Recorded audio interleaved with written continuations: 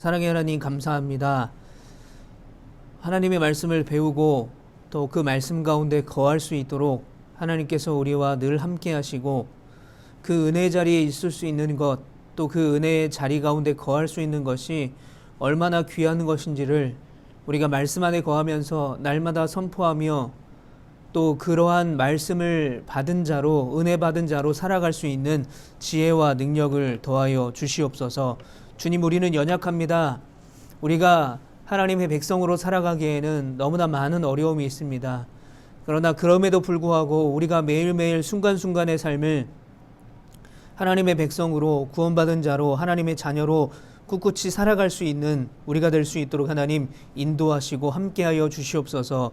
말씀을 배우게 될 때 하나님 말씀에 깊이 들어가게 하시고, 말씀을 많이 배우면 배울수록 더 믿음 가운데 견고해지고 겸손해질 수 있는 우리 모두가 되게 하여 주셔서 이 시대에 살아가는 우리의 삶의 모습 가운데 하나님의 나라를 회복할 수 있는 온전한 그리스도인, 구별된 그리스도인으로 살아갈 수 있도록 하나님 함께하여 주시옵소서. 세상에 많은 사람들이 교회를 손가락질하고 또 그리스도인들을 비난하며 그리스도인들이 그리스도인답지 못하다, 교회가 교회답지 못하다라고 말할 때에도 그 비난 속에서도 우리가 하나님의 나라를 회복할 수 있는 소망으로 살아갈 수 있도록 하나님 인도하시고, 우리가 소금과 빛의 역할을 우리의 가정과 또 우리의 삶의 자리에서 묵묵히 해낼 수 있도록 하나님 우리와 함께 하시고 동행하여 주시옵소서. 그래서 하나님께 영광이 되며 또 세상 사람들에게 덕이 되며 기쁨이 되며 그들에게 본이 되는 우리 모두가 되게 하여 주시옵소서. 예수님의 이름으로 감사하며 기도합니다. 아멘. 네, 여러분들 제가 카톡으로 보내드린 파일을 보시면서 우리가 함께 오늘 공부를 계속해서 하기를 원합니다. 자, 지난주에 우리가 들었던 말씀과 이어서 오늘 말씀을 쭉 이어서 제가 말씀을 드리면요. 먼저는 출애굽기 19장에서 우리가 뭘 배웠죠? 출애굽기 19장에서 하나님과 이스라엘 백성 가운데의 언약,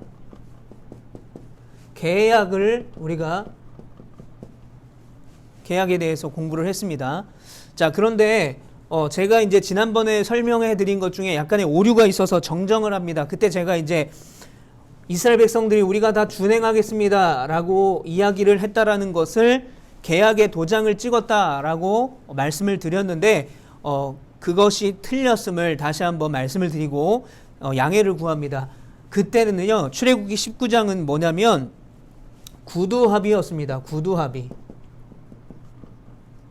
즉 모세가 중보자로서 하나님과 인간의 가운데에서 하나님의 말씀, 하나님의 언약의 내용을 듣고, 야, 하나님이 이렇게 해주신대, 우리와 하나님과 언약을 맺는 백성이 되면 이런 복을 주신대 라는 것을 백성에게 전했을 때 백성이 그것을 듣고 우리가 준행하겠습니다 라는 구두 합의를 한 겁니다. 아직 도장은 찍은 것이 아닙니다. 그러나 구두 합의를 통해서 우리가 하나님의 백성으로 하나님을 왕으로 모시고 살겠습니다 라고 그렇게 결단한 거죠.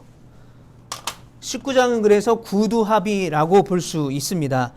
그렇다면 이 출애굽기 마무리를 우리가 오늘 하면서 이 언약이 완성되는 그 부분에 대해서 함께 말씀을 보게 되면, 이제 이 19장의 구두합의가 끝나고 나서 어떤 성경이 어떻게 진행이 되냐면 20장에는요 하나님이 이제 하나님의 언약 백성으로서 이렇게 준행하겠습니다, 언약 백성으로 살겠습니다 라고 구두 합의를 한 이스라엘 백성들에게, 그러니까 이제 하나님을 왕으로 모시고 그들은 하나님의 백성으로 살겠다라는 거죠. 이거를 구두 합의를 했다라는 것은 왕과 하나님, 그러니까 하나님 나라의 네 가지 요소 중에서 왕과 백성이 회복된다라는 거죠. 왕과 백성이 회복이 된다라는 거죠. 왕은 뭘로 회복이 됩니까? 하나님으로. 그리고 백성은 이스라엘 백성. 이렇게 회복이 된다라는 거. 원래 왕은 하나님이었고, 에덴 동산을 기준으로 봤을 때 원래 백성이 누구였어요? 아담과 하와였잖아요. 그 관계가 깨어진 것을 이제 출애굽기에서 백성은 이스라엘로, 왕은 하나님으로 회복이 된다. 어떻게? 언약을 구두 합의를 한 언약을 통해서. 그래서 이 백성들에게 이제 뭘 주시냐면 법을 주세요. 법. 왕과 백성이 회복되어 있으니까 이제 이 사이에 존재할 수 있는 법을 주시는 게 바로 출애굽기 20장에 나오게 됩니다. 출애굽기 20장에 나오는 법이 뭐라고 하냐면 십계명이라고 부릅니다. 모세가 두 돌판을 가지고 시내산에서 올라갔다가 내려오게 되죠. 그 내용 십계명을 주시고 출애굽기 이제 20장 이후부터는 계속해서 이제 여러 가지 지켜야 될 하나님의 법, 그러니까 하나님의 백성으로서 하나님을 왕으로 모시고 살 때 필요한 법, 그러니까 십계명 외에 그들이 하나님의 백성으로서 이스라엘 백성으로서 지켜야 될 법들에 대해서 계속해서 말씀을 하신 다음에 중요한 것은 24장에서 이제 도장을 꽝 찍게 된다라는 거죠. 19장에서 구두 합의를 하고 20장에서는 하나님이 그 구두 합의를 한 우리가 하나님을 왕으로 모시겠습니다. 우리가 하나님의 백성이 되겠습니다. 왕과 백성이 회복된 그 이스라엘 백성들에게 십계명이라는 출애굽기 20장의 십계명이라는 법을 주시고 그리고 나서 이제 20장 이후에는 여러 가지 이스라엘 백성들이 지켜야 될 법들을 마저 주시고 나서 24장에는 완전한 계약을 마무리하신다라는 내용이 이제 출애굽기 24장에 나오게 됩니다. 자, 출애굽기 24장에 보면 완전한 계약을 이제 이루게 되는데요. 이스라엘 백성들이 이제 출애굽기 19장에서는 구두 합의를 했습니다. 우리가 다 뭐 하겠습니까? 하나님의 말씀에, 하나님의 그 조건에 너희가 내 말을 듣고 순종하면 내가 너희를 백성 삼겠다. 그리고 너희가 내 백성이 되면 제사장 나라가 되고 복의 근원이 된다라는 이 내용을 그렇게 살겠습니다 라고 우리가 준행하겠습니다 라는 구두 합의를 첫 번째로 먼저 하죠. 그리고 24장 3절에 보게 되면 뭐라고 말하냐면 모세가 와서 여호와의 모든 말씀과 그의 모든 율례를 백성에게 전하매 그들이 한 소리로 응답하여 이르되 여호와께서 말씀하신 모든 것을 우리가 준행하리이다. 한 번 더 준행하겠습니다 라고 말을 해요. 한 번 더. 그러니까 이제 출애굽기 19장에서도 준행하겠습니다. 24장에서 이제 계약을 완전히 마무리할 때에도 준행하겠습니다 라고 이야기를 합니다. 그러니까 두 번이나 이 이스라엘 백성들은 하나님 말씀에 대해서 신실하게 우리가 순종하겠습니다 라고 서약을 하게 되죠. 그래서 하나님은 이 모세를 통해서 이 출애굽기 24장에 하나님이 직접 말씀하시고 그 언약을 체결하는 그 장소, 그것을 기념하기 위해서 출애굽기 24장 4절에 보면 모세에게 산 아래에다 제단을 쌓으라고 합니다. 무슨 말입니까? 제사를 드리라는 거죠. 단을 쌓아서 하나님께서 백성들에게 말씀하신 것, 하나님과 이스라엘 백성들이 언약이 체결된 것, 그 언약의 체결 과정 가운데 하나님이 직접 말씀하신 것, 그것을 기념하게 했다라는 겁니다. 그래서 24장 4절 말씀 하반절에 보면 산 아래에 제단을 쌓고 이스라엘 12지파대로 12기둥을 세웠다라는 거죠. 12기둥을 세웠다. 기념비를 세웠다는 겁니다. 무슨 의미입니까? 하나님이 이곳에서 이스라엘 백성들과 함께 언약을 체결했는데 그 이스라엘 백성들, 그 언약을 체결한 하나님의 백성은 누구냐? 바로 이스라엘 12지파다 라는 것을 증거해 주는 것이고 증명해 주는 것이고 기념하는 것이 바로 이 제단을 쌓은 것, 그리고 12개의 기둥을 세운 것이다 라는 것입니다. 자, 이제 이렇게 기념을 했으면 기념 사진까지 찍은 거죠. 그리고 이제 완벽한 계약을 마무리를 해야 됩니다. 그게 어디서부터 나오냐면 5절부터 8절 말씀에 나오게 되는데 하나님이 모세에게 이렇게 말씀하십니다. 모세가 피를 가지고, 여기서 말하는 피는 무슨 피냐면 소로 번제와 화목제를 드리게 하고, 5절에 보면 소로 번제와 화목제를 드리게, 소의 피입니다. 그러니까 소의 피를 반은 하나님의 제단에 뿌리고 반은 모세가 이스라엘 백성들에게 뿌립니다. 자, 제단에 뿌렸다라는 것은 무슨 뜻이냐면 결국 그 제단은, 제사를 드리는 그 제단은 그곳에 하나님이 임재하는 것이죠. 하나님께 뿌린 것이다 라고 해석할 수 있습니다. 그리고 나머지 반은 8절에 보면 모세가 그 피를 가지고 백성에게 뿌리며 백성에게 뿌렸다라는 거예요. 그러면서 8장 후반절에 뭐라고 말하냐면 이는 여호와께서 이 모든 말씀에 대하여 너희와 세우신 언약의 피다라는 겁니다. 그러니까 하나님과 계약을 완벽하게 이제 완전히 마무리하는 과정 가운데서 무슨 피로? 소, 동물의 피로. 그 피의 반은 하나님께, 반은 백성에게 뿌리면서 도장을 꽝 찍습니다. 이제 그러니까 하나님의 제단에 소피를 반을 뿌리고 반을 백성에게 뿌리는 8절까지의 행위를 통해서 이제 하나님과 이스라엘 백성들의 사이는 언약의 관계가 체결이 되는데, 그 언약의 관계가 어떤 관계냐면 피로 맺은 언약의 관계다라는 것입니다. 즉 피의 계약이다, 즉 공적 계약이다라는 거예요. 이 말은 뭐냐면 피의 계약이기 때문에 이제부터 너희들이 내가 말한 그 법대로 살지 않으면, 그 하나님을 왕으로 모시고 하나님을 왕으로 모시는 백성답게 살 때 필요한 그 법들, 그것을 지키지 않으면, 순종하지 않으면 이 피의 계약, 즉 피를 너희들이 보게 될 거다라는 것입니다. 심판이 임하게 될 거다. 그에 따른 책임을 지게 될 거다라는 것을 말하고 있는 거죠. 그래서 제가 지난주에 그 강의를 할 때에 이 계약을 맺은 전과 맺은 후의 차이는, 이스라엘 백성들이 계약을 맺기 전에 불평하고 원망했을 때는 하나님이 그들에게 만나와 메추라기를 내려주셨지만, 민수기에서 불평했을 때는 그들에게 불을 내려서 다 죽였죠. 이제부터는 이스라엘 백성들이 하나님의 백성답게 살아가야 될 책임이 굉장히 무겁고 정확하게 주어졌다라는 것입니다.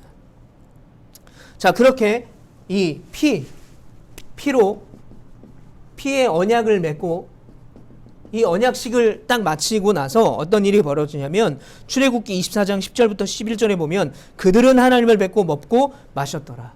모세와 나답과 아비후와 70장로들, 그 당시의 리더들과 백성들이 시내산에 올라가서 놀라운 하나님의 임재를 경험하게 됩니다.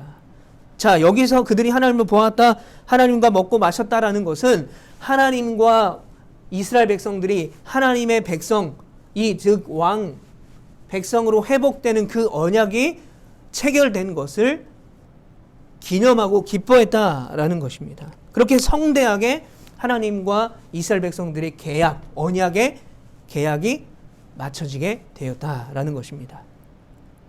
자, 그렇다면 이 하나님과 이스라엘 백성들 사이에 이 피의 언약, 동물의 피로 맺은 이 언약은요, 이때에만 처음 나온 것이 아닙니다. 원조가 있어요. 원조는 어떤 누구와 약속을, 언약을 하시냐면, 자, 지금 하나님께서 이 땅과 또 뭘 회복시킨다고 그랬어요? 땅이 아니라 왕과 백성을 회복시킨다고 그랬잖아요. 그런데 이거를 창세기에서 이 회복에 대해서 하나님이 얘기해 준 사람이 있어요. 그게 누구죠? 아브라함이죠. 아브라함에게 땅 회복될 거다. 땅으로 가라. 회복될 거다. 그렇게 이야기하시잖아요. 땅 회복되고 또 너가 복의 근원이 된다. 그러니까 이 회복에 대해서 최초로 하나님이 약속하신, 언약하신 대상이 누구냐면 아브라함이에요. 그런데 이 언약이 아브라함에게 가고, 이삭에게 가고, 야곱에게 가고, 또 요셉, 그리고 이제 야곱의 자녀들 12명의 12지파, 즉 이스라엘 백성들에게 확장되는 거죠. 이 약속이. 그리고 하나님은 이 동안에 신실하게 하나님의 약속을 지키시는 분이다. 하나님의 신실하심. 자, 이건 우리가 배웠습니다. 하나님 어떻게 신실하게 아브라함에게, 이삭에게, 야곱에게, 요셉에게, 또 12지파에게 어떻게 하나님이 역사하시는지에 대해서는 우리가 함께 배웠어요. 그러면 아브라함에게 이 언약을 제일 처음에 하셨다면, 이스라엘 백성과 오늘 출애굽기 24장에서 하나님이 왕과 백성으로서 언약을 맺으실 때에 도장을 꽝 찍었다면 아브라함과도 그 계약을 했을 거 아닙니까? 그게 어디 나오냐면 창세기 15장에 나옵니다. 창세기 15장에 보면 아브라함과 하나님과의 언약의 모습이 나오게 되는데, 자, 여기에서 특이한 점이 나오는데, 쪼갠 고기 사이.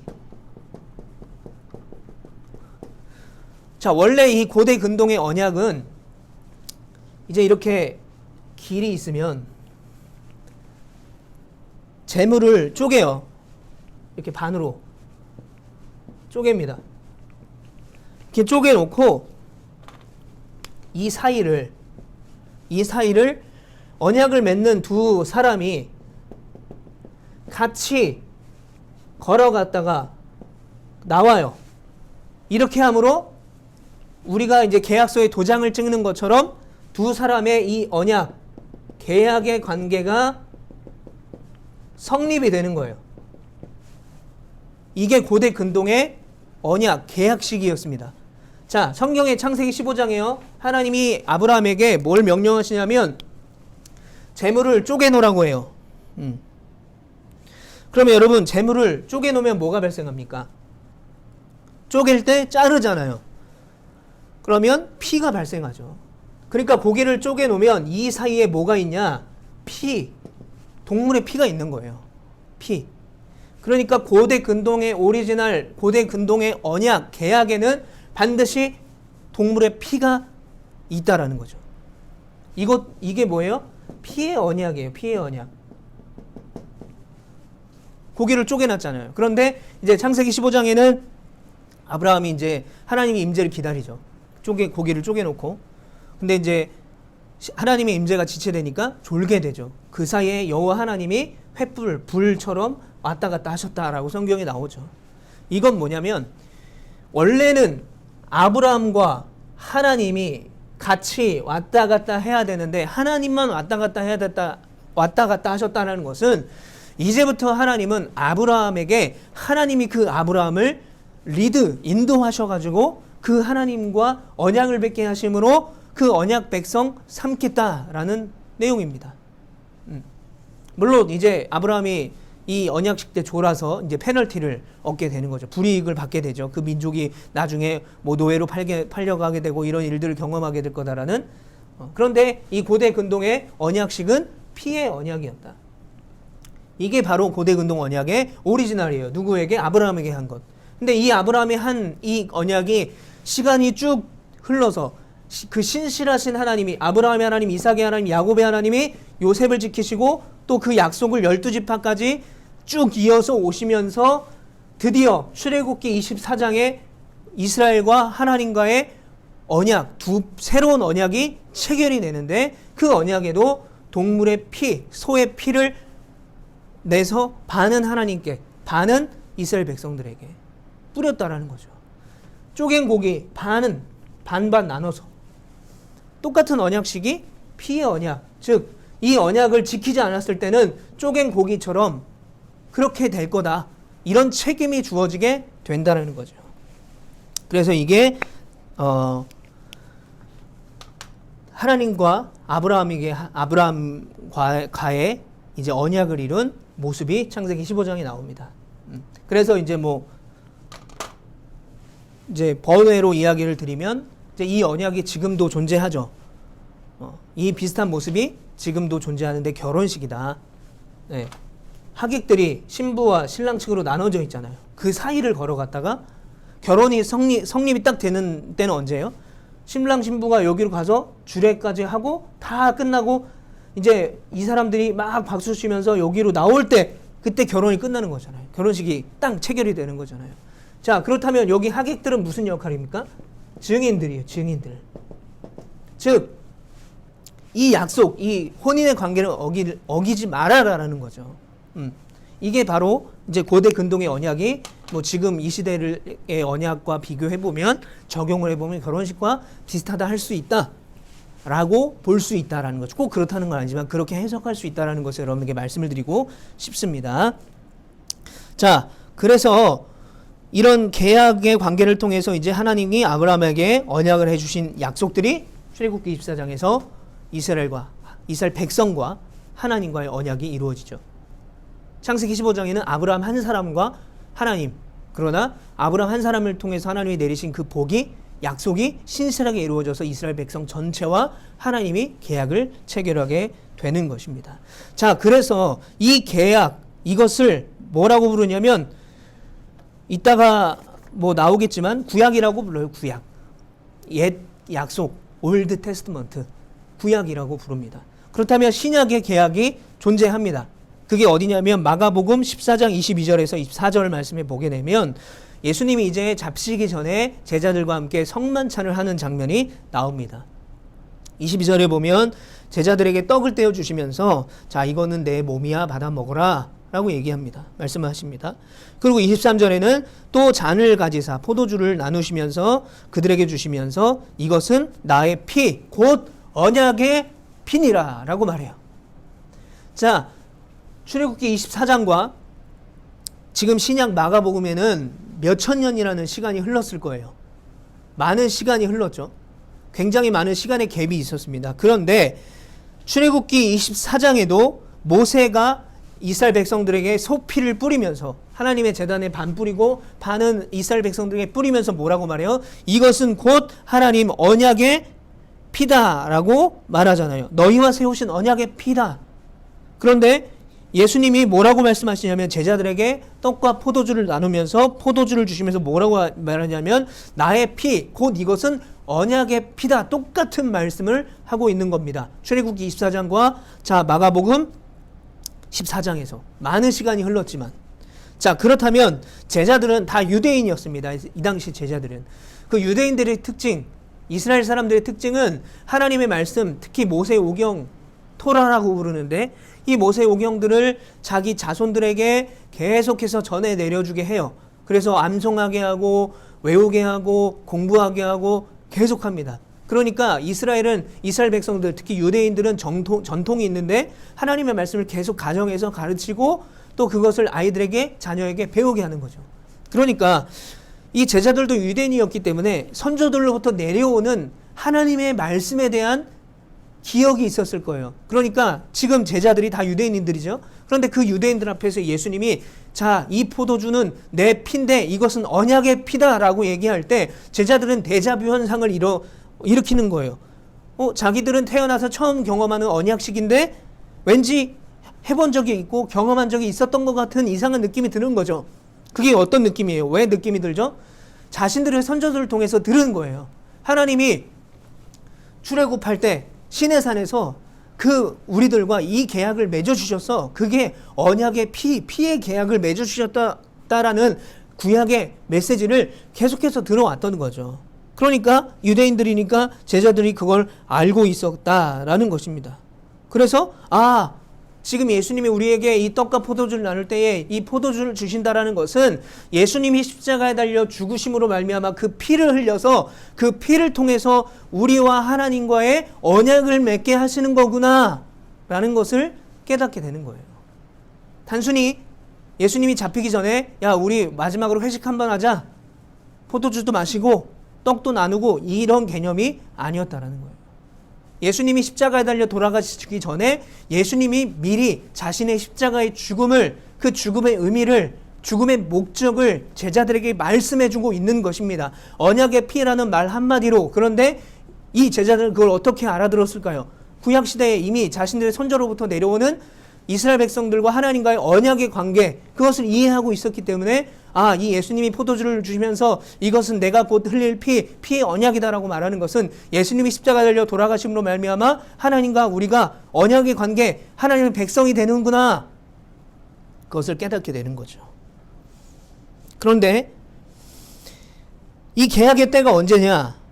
마가복음 14장 12절에 보면 무교절의 첫날 유월절 양 잡는 날이라고 말하고 있습니다. 여기서 중요한 유월절이라고 나오는데 여러분 유월절이 어떤 날입니까?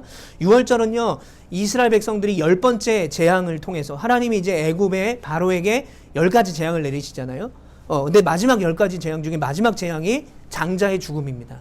그 애굽 땅에 있는 히브리 사람 또 애굽 사람 할 것 없이 다 장자를 죽이게 되죠. 그런데 히브리인들, 이스라엘 사람들은 문지방에 어린 양의 피를 발라서 놓으면 거기를 하나님의 천사가 보고 여기는 히브리 사람의 집이구나 하고 죽임을 면하고 넘어가겠다라는 거죠. 그게 유월, 패스오버라는 뜻입니다. 유월절이에요. 다 죽어요. 장자가 다 죽어야 되는데 어린 양의 피, 그 어린 양을 잡아서 그 피를 내서 그 피를 문지방에 발라서 구원받은 날, 결국은 이 10번째 재앙을 통해서 어떻게 합니까? 바로가 두 손 다 들고 이스라엘 백성들을 보내주죠. 나가라. 그래서 이 10번째 재앙, 이 장자의 죽음을 통해서 어떻게 됩니까? 애굽에서 드디어 노예 생활, 지긋지긋한 노예 생활을 끝내고 나오게 되는 거죠. 그럼 6월절은 무슨 날입니까? 그 6월절은 바로 그 출애굽을 기념하는 날이에요. 하나님이 우리를 구원해 주셨다. 하나님이 바로의 손에서, 애굽의 손에서, 그 손에서 우리를 해방시키신 날, 구원시키신 날이라는 거죠.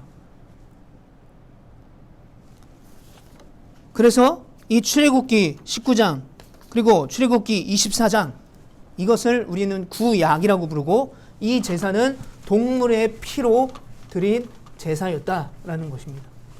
동물의 피.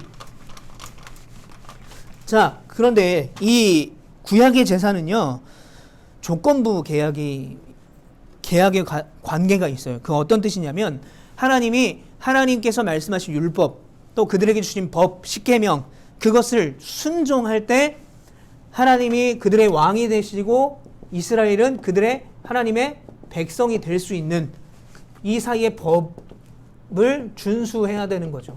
순종해야 되는 거죠. 순종. 그러면 이거를 순종하지 않으면 어떻게 된다는 거예요? 아까 계약을 맺었잖아요. 그 계약이 깨어진다라는 거예요. 즉 하나님과 백성의 관계가 깨어진다라는 거예요. 하나님의 법을 순종하지 않으면. 자, 그런데 문제는 이스라엘 백성들이 하나님의 법에 100% 순종을 못한다는 거예요. 인간이기 때문에 죄를 지을 수밖에 없어요. 그래서 이때의 제사장들은요, 매일매일 제사를 드렸어요. 어떤 사람이 죄를 지어서 양을 데리고 왔어요. 내가 이런 죄를 졌습니다. 제사장이 이야기하면, 제사장이 그러면 당신의 죄를 이 어린 양의 머리에다가 손을 얹어서 죄를 전가시키십시오라고 말을 할 거예요. 자, 그런데 우리가 보통 죄를 짓게 되면 이게 죄다라고 깨닫고 내가 이게 죄구나라고 아는 죄도 있지만, 부지 중에 모르고 짓는 죄들도 있어요. 그러면 어떤 사람이 죄를 지었는데 이게 내가 죄인지 모르고 죄를 지었으면 제사를 드릴 수가 없잖아요. 내가 죄인지 알면 내가 죄를 지었으니까 빨리 제사 드려야지, 제물을 갖고 갈 거 아니에요. 그런데 죄인지도 모르고 그냥 넘어가 버리는 수가 있어요. 그러면 어떻게 돼요? 하나님과 백성과의 언약의 관계가 깨어지게 되잖아요. 그래서 하나님과 이스라엘 백성들 관계에서 이 언약의 관계가 깨어지지 않게 하기 위해서, 즉 하나님이 왕이 되고 하나님의 백성으로 살아가는 이 언약, 출애굽기 24장에 도장을 꽝 찍은 피의 언약이 깨어지지 않게 하기 위해서 그들에게 수단 하나를 주신 게 뭐냐면, 그게 제사였다는 거예요. 그래서 제사장들은 어떤 사람이 어린 양을 데리고 와서 나 여기 죄를 짓으니까 이렇게 이 어린 양에게 전가시키겠습니다, 이걸 하지 않아도 어느 날은, 예를 들어 이런 날이 있을 거예요. 아무도 죄를 짓지 않았다라고 생각하고 제물을 바치러 나오지 않을 때도 있을 거예요. 그런데도 제사장들은 이때에 매일매일 제사를 드렸다. 왜? 부지 중에 모르고 백성들이 지은 죄가 있다면 이 관계가 깨어질 수 있는 위험이 있었기 때문에. 그래서 제사장들은 매일매일 제사를 드렸어요. 혹시나 우리의 죄 때문에 하나님과 이스라엘 백성들의 관계가, 그 언약이 깨어질까 봐. 그래서 제사가 왜 존재했냐?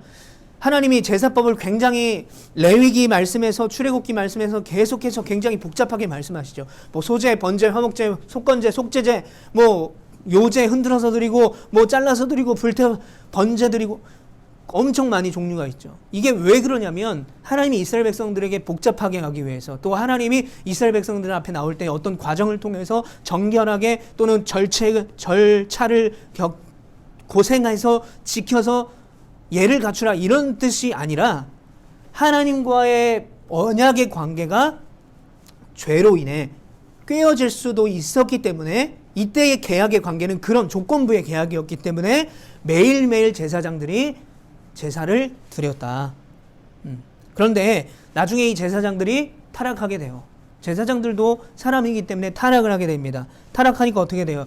제사는 흠없는 동물로 드려야 돼요. 절지 않아야 되고, 또 털이 깨끗해야 되고, 또 이렇게 흠이 있으면 안 돼요. 다리를 절거나 뭐 장애가 있거나 이런 동물은 안 돼요.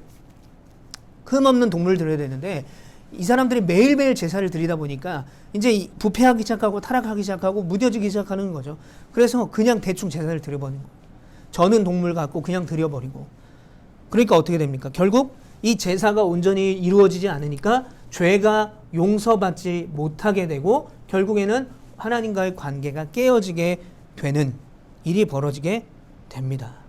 그래서 창세기, 출애굽기, 레위기, 민수기, 신명기, 여호수아에서 이제 땅이 드디어 회복이 되는데 문제는 여호수아 지나서 사사기서에서는 어떻게 되냐? 결국 이 언약의 관계가 깨진다고 그랬잖아요. 이 제사를 온전히 드리지 못해서 어떻게 되냐? 사사기서에 보면 자기 소견에 옳은 대로 살게 되는 거예요. 법 없이 살게 되는 것입니다. 하나님 나라의 질서가 깨어지게 되는 거죠. 하나님의 나라의 질서와 가치대로 살지 않는 거예요. 다 각기 자기의 소견에 옳은 대로 사는 거예요. 지들 마음대로 죄를 지면서 살게 되는 것입니다. 근데 문제는 사사기서에서 어떤 일이 벌어지냐? 이제 사사기서에 이제 12사사가 등장을 합니다. 그래서 이 사사기서는 나중에도 우리가 공부하겠지만 사사기는 이제 타락, 그리고 심판, 그리고 이제 부르짖음, 회복, 그리고 다시 타락, 이런 게 반복이 돼요. 죄로 인해서 이스라엘 백성들이 타락합니다. 그럼 하나님이 심판을 하시는데 어떻게 심판하시냐면 완전히 멸망시키는 것이 아니라 어떤 어려움을 주세요. 그 나라에 기근을 주신다든지 아니면 근처에 열강을 통해서 침략을 당하게 한다든지. 그러면 백성들이 우리 이제 힘들어서 못 살겠습니다라고 부르짖을 때에 하나님이 이때 누굴 세우시냐? 사사를 세우세요. 사사. 그래서 사사를 세워서 하나님의 말씀을 대언하게 합니다. 야, 너희를 회개해야 돼. 너희들 그렇게 살면 안 돼. 그렇게 살기 때문에 너희들이 이렇게 어려움을 겪는 거야. 하나님께 돌아가야 돼. 라고 사사를 통해서 하나님의 말씀을 대언시킵니다. 그러면 이스라엘 백성들이 뭐예요? 부르짖으면서 회개해요. 우리가 잘못했구나. 그러면 다시 한번 하나님이 그 땅에 회복을 주시는데 회복을 주시면 또 죄를 짓고 타락해요. 그러면 또 타락해서 하나님이 심판을 주시면 또 부르짖고 그때 회개하고 그때마다 사사를 하나님이 세워주십니다. 12명의 사사를. 근데 이 사사기서에서 자기의 소견에 옳은 대로 살았다.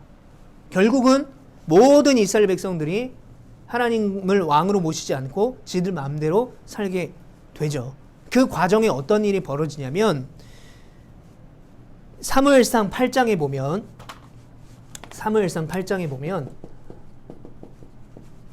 이스라엘 백성들이 사무엘에게 뭘 요구하냐면 자, 우리도 다른 나라와 같이 왕을 세워주세요.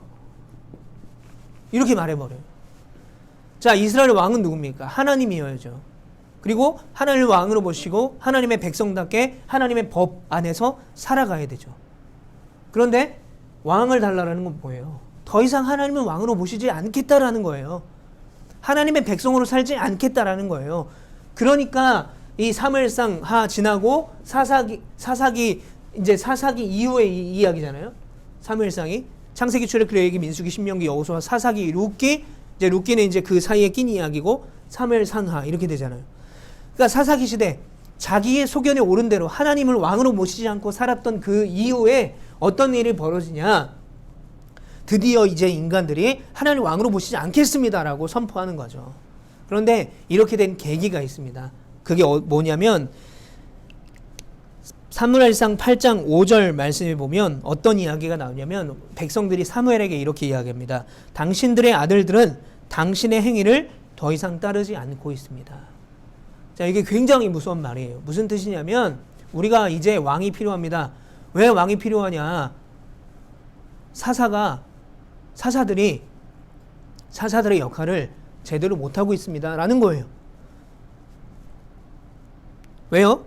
당신의 아들들, 사무엘의 아들들이 뭐예요? 사사들이었어요. 사무엘이라는 뛰어난 선지자의 아들들인 사사들도 타락하기 시작했다는 거예요. 이스라엘 백성들이 타락한 것처럼 똑같이 사사들도 동반 타락했다라는 거예요.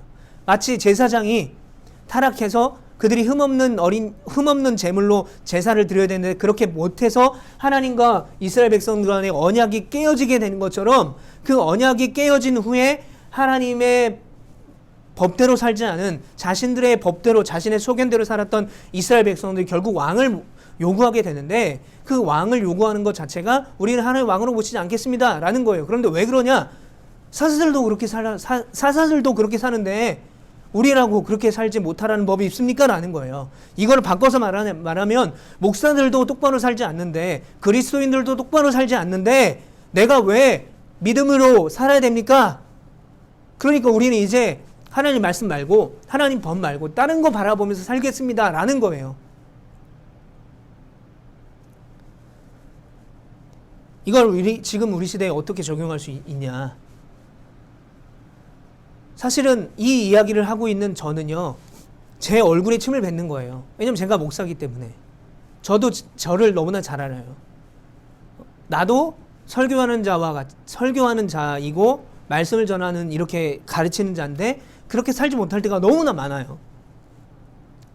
너무나 많기 때문에 하나님 앞에 어쩔 때는 굉장히 부끄럽고 또 어떨 때는 하나님 앞에 나아가는 것 자체가 굉장히 부담일 때도 있어요. 그런데 정말 다행인 거는 이게 문제이고 이게 죄고 내가 부족함을 저는 알고 있다는 거죠. 알고 그렇게 안 살려고 그나마 노력하면서 살고 있다. 그런데 여러분 지금 이 시대를 보시면 목사, 교회 그렇게 살지 못해요. 최근에 정인이 사건을 보고 제가 그것이 알고 싶다를 봤는데 경악을 금치 못했습니다. 뭐 여러분들 잘 아시겠지만 그 정인이의 양 부모는 둘 다 한동대 대학원을 나왔어요. 기독교 학교를 나왔어요. 그리고 그 양 부모의 아버지, 조모, 조부 양가가 다 목회자 자녀들이었어요. 정보가 공개됐기 때문에 인터넷상으로 다 돌아다니기 때문에 여러분들 다 아시겠고 또 그것이 알고 싶다 해서 이미 방영이 됐기 때문에 아시겠지만 그 어린 아이를 그렇게 참혹하게 살인을 한 거죠. 그랬던 사람들이 누구냐? 목사 자녀, 둘 다 목사 자녀였고 기독교인들이었고 그리고 오히려 종교적으로 더 깨끗해야 되고 또 그것을 가르치는 사람들의 위치였는데 그렇게 했다라는 거죠. 여러분 이 상황에서 우리가 어떻게 복음을 전할 수 있겠습니까? 사람들이 이렇게 생각할 거 아니에요. 목사들도 저렇게 사는데 기독교인도 저렇게 사는데 우리가 왜 하나님의 말씀 따라 살아야 됩니까? 왜 설교를 들어야 되고 왜 신앙을 가져야 됩니까? 라고 지금 이 시대에 마치 이스라엘 백성들이 사무엘에게 당신의 아들 사사들도 그딴 식으로 사는데 우리가 하나님의 법대로 살아야 될 이유가 있습니까? 그렇기 때문에 우리는 하나님을 왕으로 모시지 않겠습니다. 이렇게 이야기할 수 있다는 거예요. 그러면 우리가 이럴 때에 이런 생각을 할 수 있죠. 야, 쟤들도 그렇게 살지 못하면서 왜 욕할까? 여러분 그런데 중요한 것은 세상 사람들은요. 자신들은 그렇게 살지 못하지만 기독교인들이나 목사들이나 성도들은 그렇게 살기를 원하고 그렇게 사는 것이 맞다라고 생각하고 그렇게 사는 목회자와 교회와 성도들을 보고 싶어 하는 거예요. 그러면서 그런 목사와 교회와 성도들을 통해서 복음을 듣고 싶은 거예요. 그런데 너무나 많이 범죄에 노출되어 있고 도덕적 윤리적인 어떤 문제 가운데 노출되어 있는 기독교인들, 그리스도인들, 목회자들 보니까 그들에게서 배울 점이 없는 거죠. 그러니까 우리가 할 말이 있어요? 없어요? 없어요. 제가 목사인데도 뭐 왜 그렇게 교회만 욕합니까? 이렇게 못해요. 이미 사고 친 게 너무나 많아서. 어쩌면 저는 그래요. 이 코로나 시대를 경험하면서 복음을 전해야 되는 거 맞고 또 그들을 올바른 길로 인도해야 되는 것도 맞는데 지금 우리가 회복돼야 될 것은 그리스도인으로서 교회로서 목회자로서 이제는 다시 재생되는 그러니까 잃어버렸던 것을 차근차근히 다시 회복하는 그 과정이 교회와 성도들과 또 목사인 저에게 필요하다는 거죠.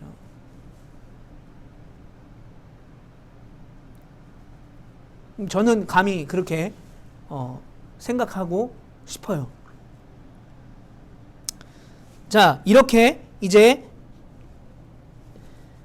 계약을 맺고 결국은 언약이 깨지게 되고, 그래서 예수님이 이제 신약에서 제자들에게 언약의 피를 맺어 주십니다. 그것을 신약이라고 불러요.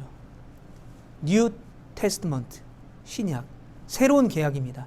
구약은 동물의 피, 그리고 동물의 피는 일시적인 거예요. 또 죄를 지면 또 동물을 바쳐야 돼요. 계속해서 제사를 드려야 돼요. 그리고 조건부예요. 계속해서 하나님 말씀에 순종해야 돼요. 그런데 이 마가복음 14장에서 말하는 계약, 이 신약의 계약은 어떤 계약이냐면 예수님이 십자가에 달려 죽으심으로 말미암아 단번에 죽음으로 영원한 계약이 성립되는 거예요.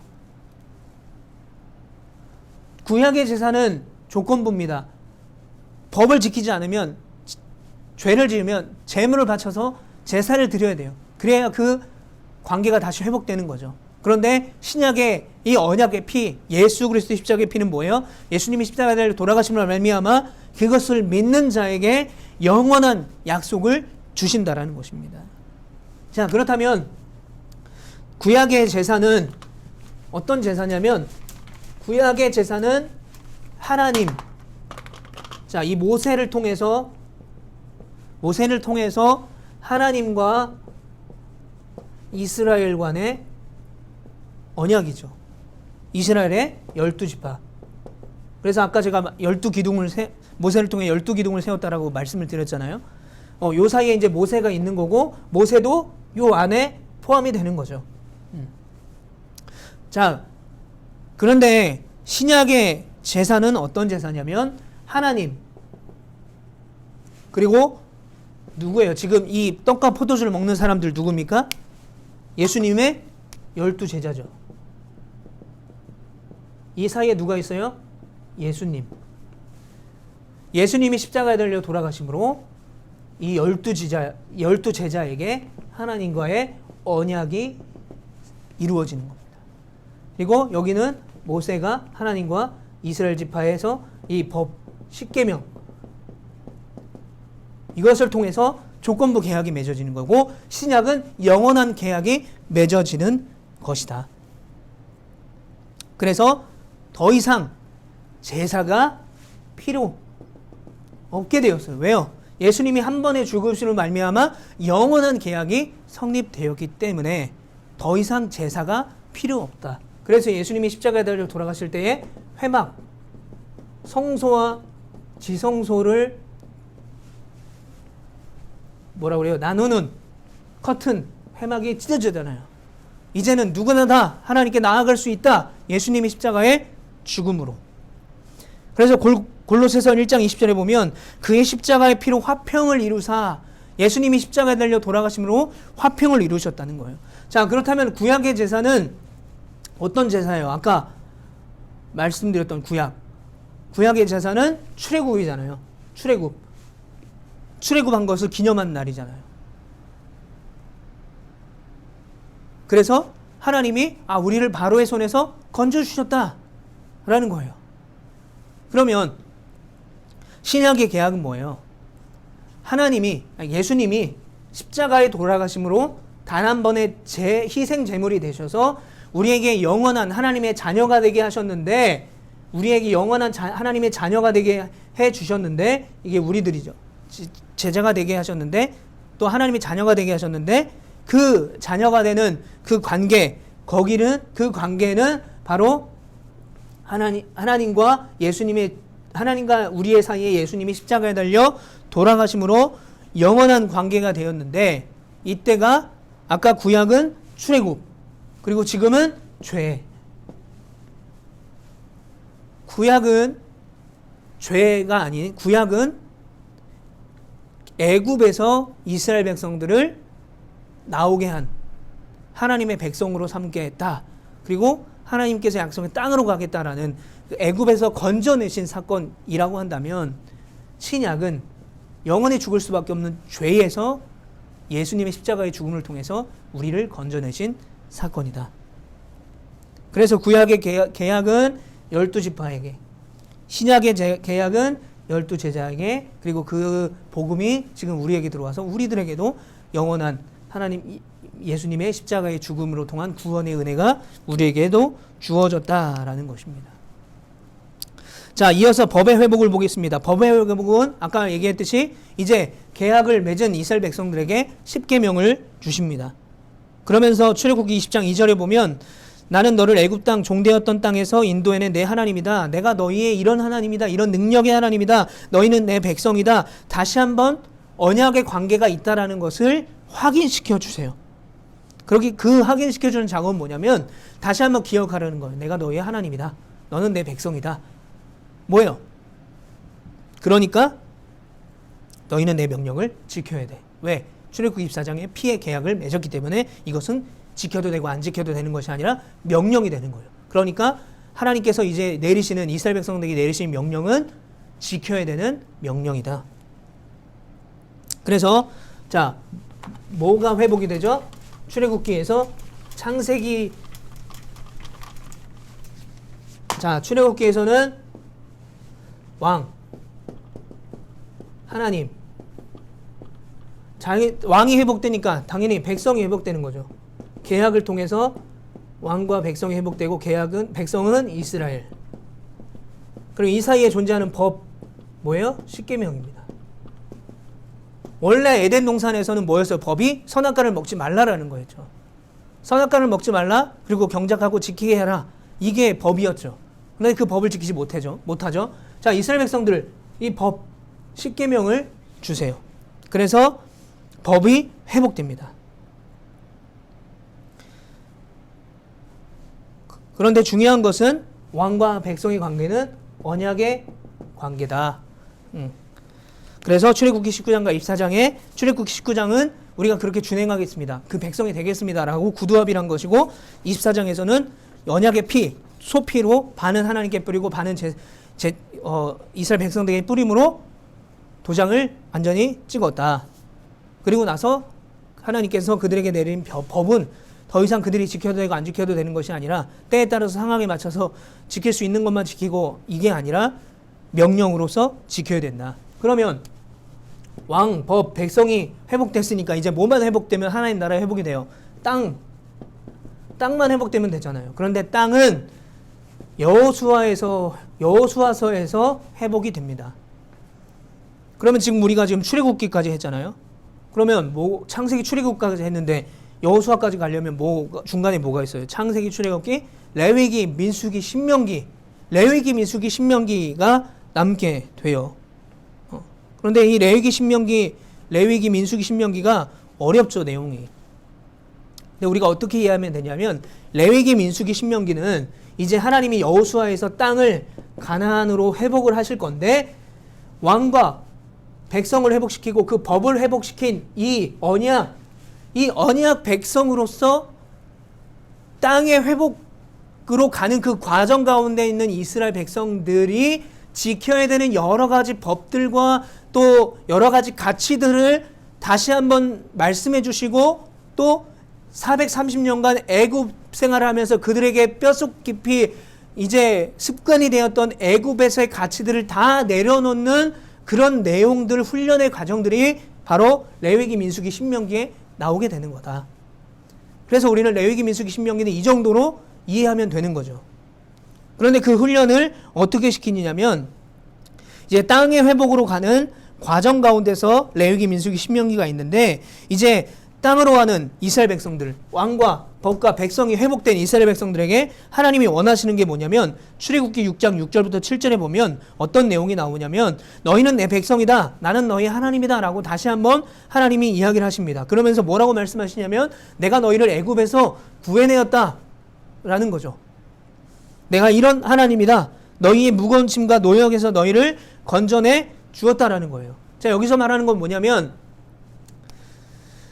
이스라엘 백성들이 하나님이 그들을 구원해 주셨다는 것은 이제는 하나님이 왕이 되시고 이스라엘 백성들을 백성 담아서 너희는 이제 내 백성이야 라는 어떤 신분의 변화만 있는 게 아니라 그냥 너희는 내 백성이야, 알았지, 그거 기억해야 돼. 그런데 여전히 이스라엘 백성들 애굽에서 노예로 산다 그러면 의미가 없는 거예요.